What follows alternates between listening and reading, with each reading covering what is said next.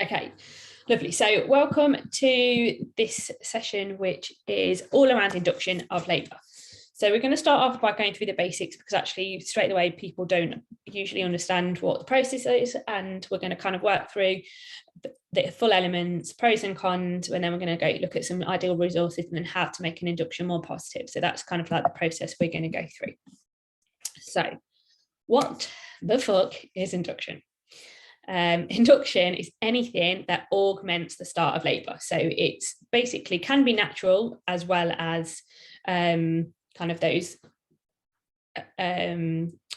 pharmaceutical methods that are used in hospitals.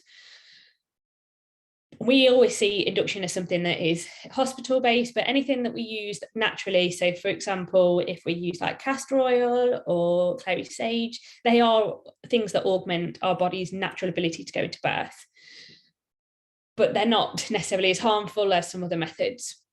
We're going to today focus on the medical processes and how to maximize it, rather than those kind of natural methods, because I think it's the pharmaceutical process, the medical processes that we are most hung up about and have not as knowledge. If you want to ask me any questions on the natural methods, I'm happy to go through those at the end.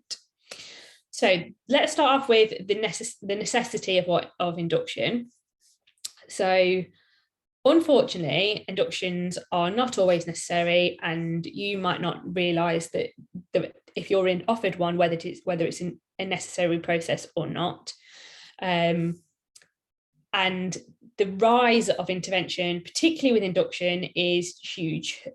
COVID has had a massive impact on it, and there is little to no evidence to suggest that using these methods is making it safer. If you've seen the report that's out today looking at the trusts and the really sad, unfortunate events that happened, when you dig into it more deeper, it is often things like these augmentations of labour that's had the biggest negative impact. What you need to think about is the situation that you are in, or is it a complication of your pregnancy, or is it just a variation of the norm? So things like post-dates is something that we class as variation of the norm, not necessarily complication. Complications are things that are more specific, and they would include things like preeclampsia, for example. So the biggest tip I can give you when it comes to working out if induction is necessary is making sure you are completely an expert in your pregnancy. So you understand, for example, if you are diagnosed with preeclampsia, what that entails, the impact that has, the level of and the severity of it, if it's gestational diabetes, if you have a high BMI, all those sort of things. Understand the ins and outs to make sure that you know whether you're making the right decision with an induction. And there's a brain tool, and it is on my feed on social media, and it says about how to make a decision, and it goes through what the brain tool is in detail. So go and have a look at that after the session, and you can kind of save that. That'd be really useful for you to make those decisions. So I'm just really quickly going to add someone in. But just to kind of go through it really quickly, it stands for benefits, risks, alternatives, instincts, and nothing. So what are the benefits of what we're suggesting? What are the risks of what you're suggesting? So induction is the main thing there. So we're going to look at that in a second. What are the alternatives? So specific with induction would be extra monitoring. What does your gut tell you? Is your gut telling you that we need to get baby out? And what happens if we do nothing? Like, is there a risk to me or the baby? So it's really important that we're using that tool to make informed choice. So let's go through the stages. There are, and I'm going to look at the pros and cons of these as we're going to go through. So the first stage is a membrane sweep, also known as a stretch and sweep. And this is where a midwife will use a speculum to insert into your vagina to open it up so they get access to the cervix. Hopefully your cervix is favourable, and they will insert their finger or fingers into your cervix and do a sweeping motion around the cervix to try and disrupt the membranes from from the top of the cervix, so make a little separation. What that does or aims to do is create a bit of space, so then the membranes in the baby's head drop slightly onto the cervix to try and encourage those prostaglandins and oxytocin to get labour going. Now, the thing is with the stretch and sweep is that they don't come without risks, and you're often not told it. So you might go to an appointment around 36 weeks and they might tell you they can start offering it from 39 weeks. And from what I've heard from clients, the same is what they will say to you is if we offer you a sweep, it's more likely to let you go into labour naturally without you having to go down an induction route. Well, obviously we know that this is trying to induce labour. The other things that we need to consider is that it's not going to be successful straight away unless your body is ready to go into labour anyway. So it means you're ready to go into labour. So you didn't really need it.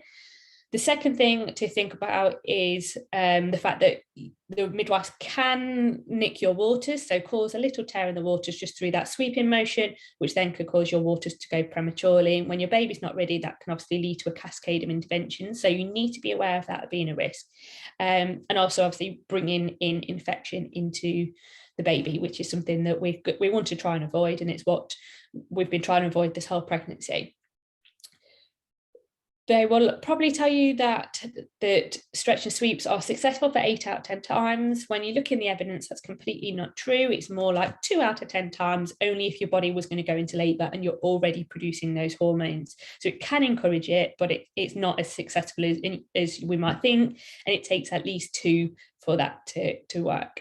And they're usually done about a week apart.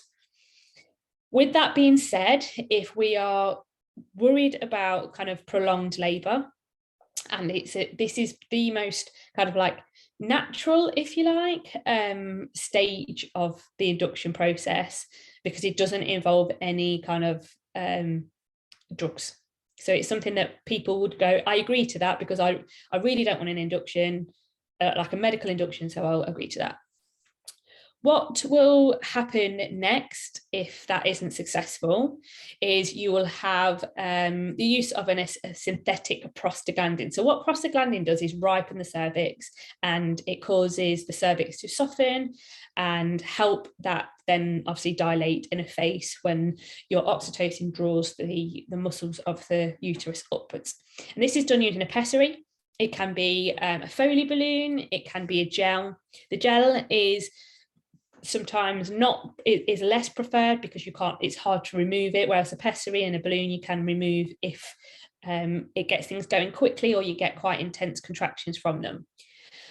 Because this is synthetic, obviously it doesn't have the same positive out things as a natural prostaglandin would have, so it doesn't always stimulate the contractions that we want, but it can help obviously soften the cervix, which means that the labour can progress. For some of us, this actually causes something called prosty pains.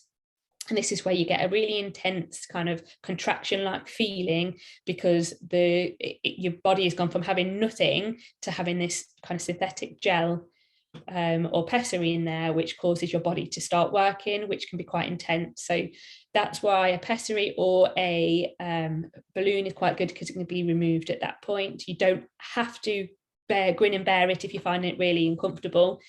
At this point, we probably want to start thinking about different pain relief methods to support you, because it can get quite intense. And a normal start of labour, your contractions build steadily over a period of time, whereas this would go quite rapidly, quite quickly.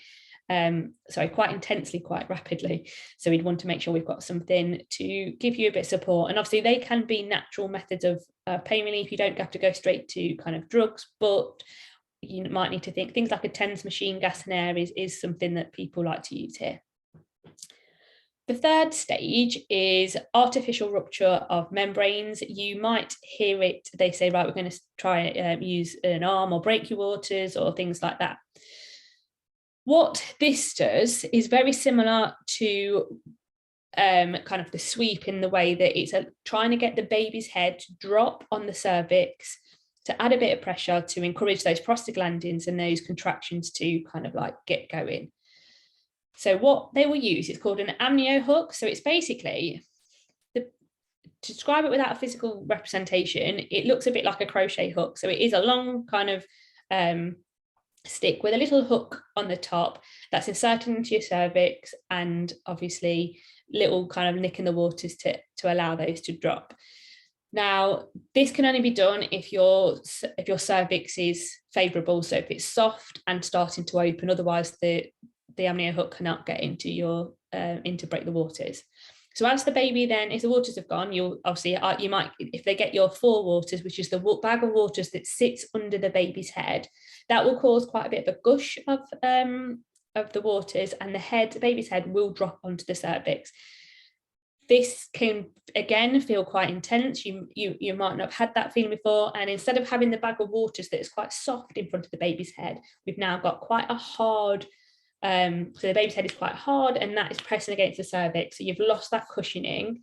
And again, things like risk of infection to the baby are higher at this point. So you're more likely, because you're in induction, to having things like cervical examinations, vaginal examinations, but it is strongly advised that you reduce those, because that is introducing bacteria to the baby. And especially now you've got no waters, no membranes to protect them, we need to think about that and reducing that. And pain relief was something that we want to consider. If this isn't successful, and labour doesn't continue rapidly, because it needs to be rapid for them to avoid using the drip, you will be offered a drip. And I say offered because all of this is an offer. You do not have to accept any of it. You can agree to some and not all. And you might not realise that, but that's really important for you to feel like you've got control of this. But the fourth and the final stage is the drip. So this is called, it's called syntocinon. It's a synthetic form of oxytocin. So oxytocin is the hormone that causes your natural contractions. That kind of like crosses the brain barrier, so it helps stimulate your other hormones. So your prolactins for breast milk, your endorphins for pain relief, your other positive hormones like serotonin are all kind of like linked to oxytocin. Because this is synthetic, it doesn't cross that brain barrier, so therefore you're not getting the other hormones released, and this is actually reducing your natural oxytocin because it is kind of, obviously it's synthetic. What this does is it basically kickstarts your contractions. So at this point, you might not have had any contractions whatsoever, and all of a sudden they are ramped up, and you have got contractions every 3 minutes, potentially 2 to 3 minutes, and they are intense. So a normal contraction starts quite like low, and it builds to a peak, and then it drops off. So you have that building, you have the intense bit of the top, and then it moves away. And you could start with an hour between contractions, 30 minutes, but this goes every 3 minutes. So it's quite a shock. And instead of it being that natural peak and then trough, it's really quite at that peak quite rapidly, because we're trying to get things going quicker. This is obviously quite intense. So pain relief is something that a lot of people need at this point to start have considered what they agree to and what they don't, and really kind of doing as much as you can to get your oxytocin going. So kisses, cuddles, low lighting, using your affirmations, all those sort of things, like your favorite snacks. They'll tell you not to eat, by the way. You are allowed to eat. If they tell you you're not allowed to eat, they are actually prepping you for cesarean. So your uterus is a muscle, you need energy. So little snacks, so jelly babies, your like bit of honey, grapes, little bits of chocolate, just small items are really good to keep your kind of muscles fueled. So do those sort of things to get your natural oxytocin going. TENS machine is good because it helps release endorphins that you might not be getting naturally through the oxytocin buildup. So we do need to kind of like think about the intensity of this. This whole process can take a real long time. So for example, the pessary, you could have a couple of 6-hour pessaries, a couple of 12-hour pessaries, just to see how that goes. That could take a couple of days. Obviously, if they are full on the labour ward, you won't be able to go down, so you'd be down in the antenatal ward, and things kind of like, you can be there for a good couple of days before things get going. So if that's the case, make sure you are resting, make sure you're making the most of that time, and not kind of get yourself worked up, which is really quite hard when you know you're going to hopefully be meeting your baby soon. And then obviously the rest of the process can take a while. So if your drip is not working, or it's really intense and you're struggling, or it's just a long time, you might consider an epidural at this point to try and give yourself a bit of a rest, which hopefully helps you relax and allows that to work better. But again, this can take a bit of time, so be prepared for it to be usually a lot longer than a natural birth. What I want you to do, and these are some questions that feel free to take, I can happily send this out to you if you'd like to, but take a note of these questions, because these are things that I think you are really good for you to have a conversation with your partner, have a conversation with your midwife when you're having these discussions around induction, so you are considering what the experience is going to be like, so you can really make sure that you are okay with this experience. And then so you've made an informed choice and you feel happy, and these are things that you might have to adapt to make it a little bit more positive. So the first thing is, I want you to really consider what your immediate thoughts are for induction. So when I say induction, are you going, yes, this is what I want, or are you going, actually, this is really not quite what I want for my birth, but it might be completely necessary and I'm okay with that, or it's like, and obviously again, consider the necessity of it. So what are you being told in terms of the reason for this offer? But it's important that you have an immediate thought on the process. Really think about what the risks are, and we automatically go to the risk of the baby, but we really need to think about what the risks are to you, which we're going to look at in a second, because that's important. You matter as well. I hear too many times people coming to me, subsequent parents for hypnobirthing, because their first birth wasn't as successful because they didn't know their rights, they didn't know the risks that were associated to a process. They went for it because they thought it was going to get them the baby quicker, and a 4-day induction ended up with an emergency cesarean, and they feel that they wasn't aware of this, and they wasn't aware of how intense it was. So it's really important you think, so what are the risks of induction, and how is that going to impact you, not just your physiological process of birth, but thinking about your hormones, how you actually feel, your recovery. All those things are really important, and you absolutely matter. Think about what your expectations of labour are. So when you sit and obviously thinking about any issues your pregnancy aside, and you close your eyes, what does your ideal labour look like? So what are your expectations of that process being? And then think about, well, if you have to have an induction, how is that going to alter that process for you? What does your birth look like with an induction? And start thinking about how you might replicate as much as what your ideal is in this induction process. So things from, I want to be mobile, I don't want to be on a bed. Just because you've had an induction doesn't mean to say you have to have continuous monitoring strapped to a bed. You can be mobile, you can use a birth ball, you can be upright. So it's really important you think about, what are your expectations of your labour? What would you like that to be? And how do you present that in that induction? And we already know that the induction is likely to be longer, much more intense.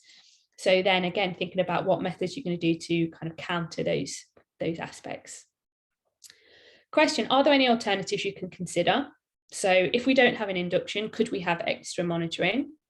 If we don't have the induction because you don't feel like it's necessary, but if you get to a particular point, could I have a cesarean? Is that something, if the baby is at that much risk that we need to get the baby out, is a cesarean not safer for me and the baby? Why? Let's have that conversation, open that dialogue up, so you feel like you can make a choice that's right for you.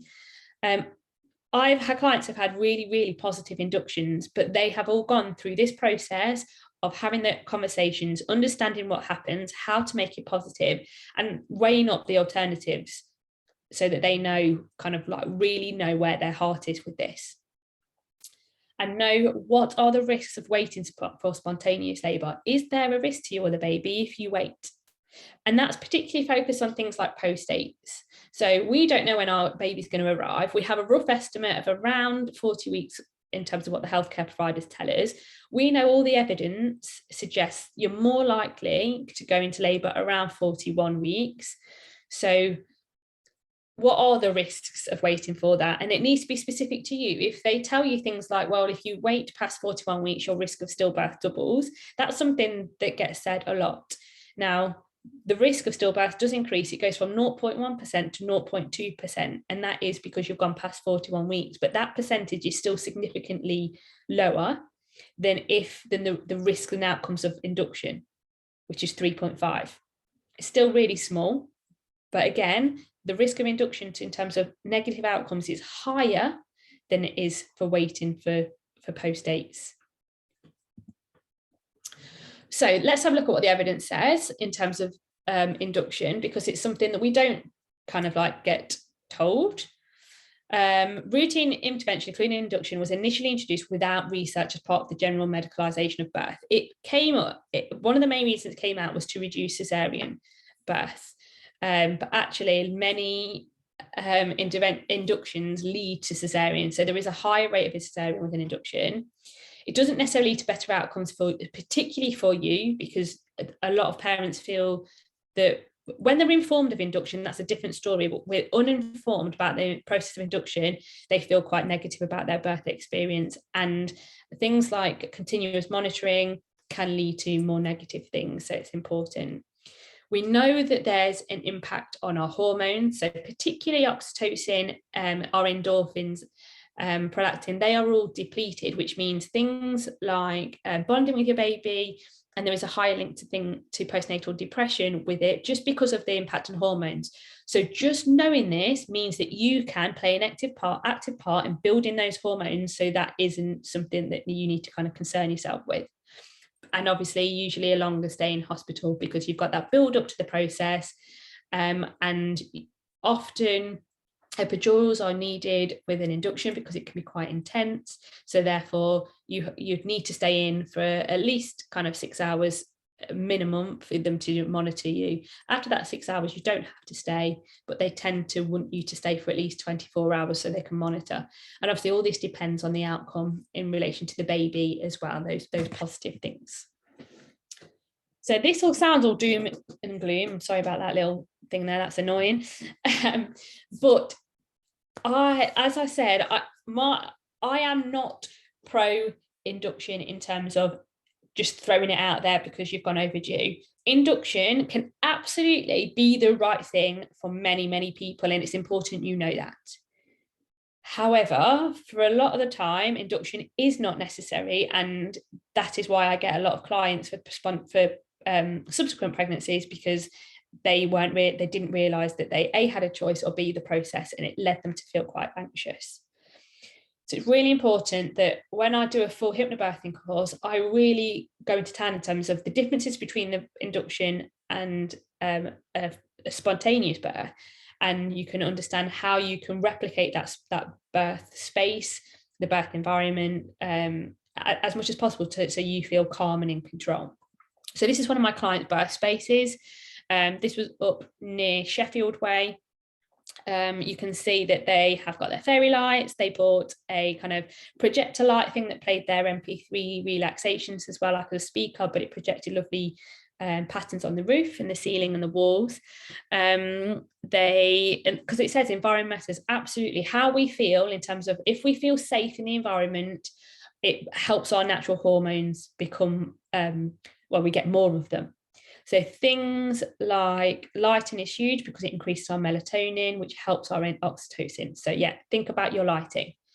Think about kind of like use of the bed. So here they have, you can't see, but they had a birth ball that they were kind of using. When she actually gave birth, their headboard came up, so she wasn't lying on her back flat because she didn't want to be on her back. She had a favorite TV program just playing in the background. Use of aromatherapy, because you can take that, sprays, rollables, so you can help keep you relaxed as one of your anchors. Have your favorite comforts there. She's got her pillow, but things like that are really important. And she did not lay on her bed unless she had to, because she was tired or needed a rest. Other than that, she was mobile, because that was really important. Think about how safe you feel and how supported you feel. So make sure your partner has planned this birth with you. They know how to make you feel as supported as possible. They are your biggest cheerleader, and they're absolutely helping you smash this birth because you want someone in your corner. And like referring to that, someone who's going to advocate for you. It's down the list a little bit, but they need to be able to kind of stand up for you if you don't want something, and knowing that you can decline any of those steps of induction. You do not have to agree to it, and you can start and then decline. You don't have to continue. So it's important you know that. Have loads of distractions. Distractions are really important. It's a long process. So take things that are going to make you feel good. I've had clients that have took their knitting. I've had clients that have taken Uno, kind of games on their tablets. But remember, tablets and phones emit blue light. That helps suppress your hormones. So again, not too much on that. So your card games, Uno, are really good because they're fine. Things that are going to be a distraction, and that would link to your hypnobirthing. So your breathing, your MP3s, your affirmations, your anchoring and using your smells, your visualization. So all these things are going to help you kind of feel more positive, feel more in control, and help you have a more positive outcome. The key thing here is you need to boost your natural oxytocin. So your hypnobirthing tools will help. If you've done any hypnobirthing, use those tools because they will help boost your natural oxytocin. But make sure your partner is kissing, cuddling you, feeding your favorite treats, making you feel safe and supported. Anything. Aromatherapy is great for your natural oxytocin.